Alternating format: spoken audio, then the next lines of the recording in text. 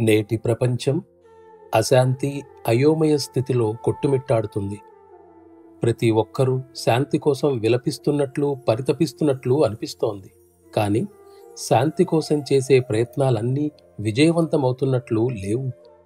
దీనికి కారణం ఈ ప్రయత్నాలన్నీ బాహ్యమైనవే కాబట్టి అవి బయట పొరని మాత్రమే తాకుతున్నాయి. వాస్తవానికి ఈ సమస్యకు ప్రపంచంతో గల సంబంధం చాలా దూరం.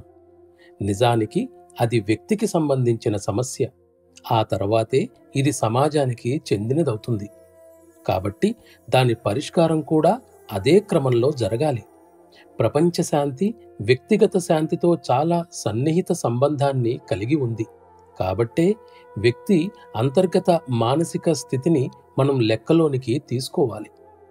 ప్రశాంతత మానవుని మనస్సును సక్రమ స్థితికి తీసుకుని వస్తే బయట ప్రపంచంలోని సమస్తము అదే విధంగా దానంతట అదే ఒక క్రమస్థితికి వస్తుంది. ప్రపంచానికి మూలమైన ఆధారం పోయిందంటారు.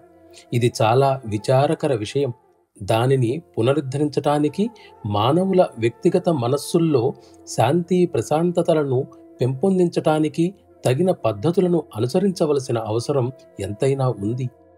దీనికోసం మనం చేయవలసినది ఏమిటంటే, ఆయా వ్యక్తుల మానసిక స్వభావాలను తగిన విధంగా సరిదిద్దితే అవి తమ ప్రభావాలతో వారి మనస్సులను సరియైన విధంగా మలచి క్రమపరుస్తాయి.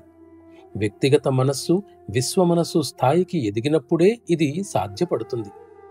ఆ విధంగానే ఎదిగిందని ఊహించండి. ఇప్పుడిక సమస్యే లేదు. ప్రస్తుత పరిస్థితిలో శాంతి, ప్రశాంతతలు తమలోనే లోపించిన వ్యక్తిగత మనస్సులు ప్రపంచంలో శాంతిని సాధించాలని ప్రయత్నిస్తున్నాయి. ఇది హాస్యాస్పదంగా లేదా? మానవులకు అందుబాటులో ఉండే ఏకైక మార్గం ఆధ్యాత్మిక జీవనాన్ని అనుసరించటమే. అదే పరిష్కారం. కానీ దురదృష్టవశాత్తు ఈనాడు అదే లోపించింది. దాని ఫలితంగా అశాంతి, అయోమయ స్థితులు నెలకొన్నాయి.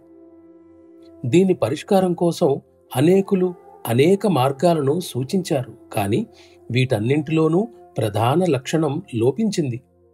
ఏ సాధనా విధానంలోనైనా మనస్సు పోకడలను సరియైన మార్గంలోకి మళ్లించడమే ప్రధాన అంశం. కాబట్టి మనస్సును క్రమపరచడం ఒక్కటే అన్ని ఆధ్యాత్మిక సాధనలలో గల మౌలిక అంశం.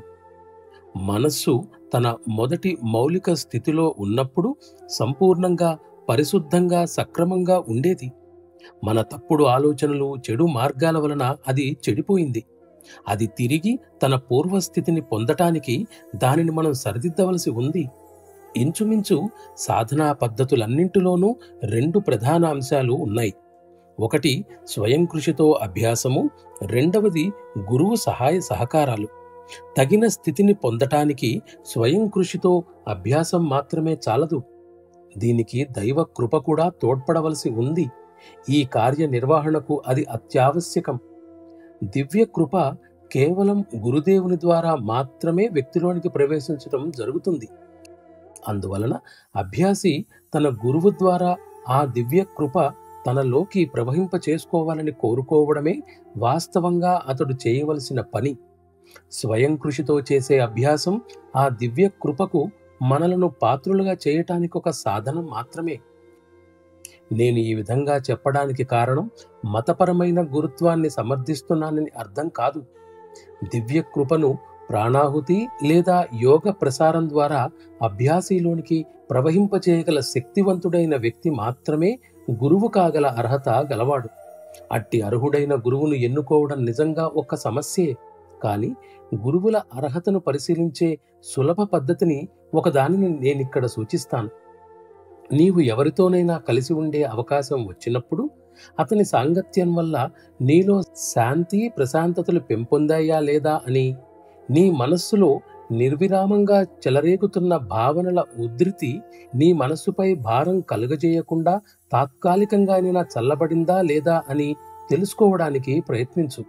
ఆ విధంగా చల్లబడితే నిజానికి నీకు ఆయన గురువుగా ఉండడానికి అర్హుడే. ఆయన నీ జీవిత సమస్యల్ని పరిష్కరించటానికి నీకు సహాయపడగల తగిన అర్హత గల వ్యక్తి అతడేనని నీవు నిర్ధారించుకోవచ్చు. సహజ మార్గంలో అభ్యాసిలోనికి ప్రాణాహుతి ప్రసారం ద్వారా దివ్య కృపను ప్రవేశపెడతారు. ఈ ప్రక్రియ నిజానికి అతి తక్కువ కాలంలో అభ్యాసి ఆధ్యాత్మిక ఔన్నత్యం కోసం అతనిలోని సంక్లిష్టతలను తొలగించటానికి ఎంతగానో సహాయపడుతుంది. ఈ ప్రాణాహుతి ప్రక్రియ వలన కలిగే ఫలితాన్ని కొన్ని దశాబ్దాల స్వయం కృషితో కూడా పొందటం అసాధ్యం. ప్రాచీన గ్రంథాలలో నిర్దేశించిన పద్ధతుల సహాయంతో స్వతంత్రంగా ధ్యాన సాధనను చేపడితే ఘోరమైన కష్టాలు ఎదురవుతాయి. ప్రాచీన పద్ధతులలో వ్యక్తి తన మనస్సు యొక్క ఎడతెగని చర్యలను అణిచివేయడానికి నిరంతరం శ్రమించవలసి ఉండేది. కాబట్టి జీవితకాలమంతా ఈ పనితోనే సరిపోయేది. వాస్తవానికి ధ్యానం చేయడానికి సమయం ఏమీ మిగలదు. ధ్యాన సమయమంతా ఆలోచనలను, స్వభావాలను అదుపులో పెట్టుకోవడానికి చేసే శ్రమకే ఖర్చయిపోతుంది. అత్యంత క్లిష్టమైన దీనిని సాధించటానికి సహజ మార్గంలో అభ్యాసి చేయవలసిన పని ఏమిటంటే, ఎవరి మనస్సు, ఇంద్రియాలు, గుణగణాలు పరిపూర్ణంగా క్రమపరచబడి అదుపులో ఉంటాయో అలాంటి గురుదేవుల శక్తితో తనను తాను అనుసంధానించుకోవాలి. అప్పుడు గురుదేవుల శక్తి అభ్యాసిలోని మానసిక స్వభావాలను కూడా క్రమపరుస్తుంది. అందువలన నిశ్చయంగా విజయాన్ని పొందటానికి గురుదేవుల సహాయం అత్యంత ఆవశ్యకం. సాధారణంగా చాలామంది ప్రారంభ దశలో తమ మానసిక చర్యలను అదుపులో ఉంచుకోవడమే ప్రధాన లక్ష్యంగా భావిస్తారు. ఇంద్రియాలకు అతీతుడు, పరిమితులను అధిగమించిన మహాశక్తిమంతుడు అయిన వ్యక్తితో అభ్యాసి సంబంధం ఏర్పరచుకుంటే దానిని సులభంగా సాధించవచ్చు. అటువంటి మహా వ్యక్తితో మనం భక్తి, ప్రేమల చేత అనుసంధానించుకొని సరియైన పద్ధతిలో ధ్యాన సాధన చేస్తే తగిన విధంగా పరివర్తన చెందటం మొదలు పెడతాం.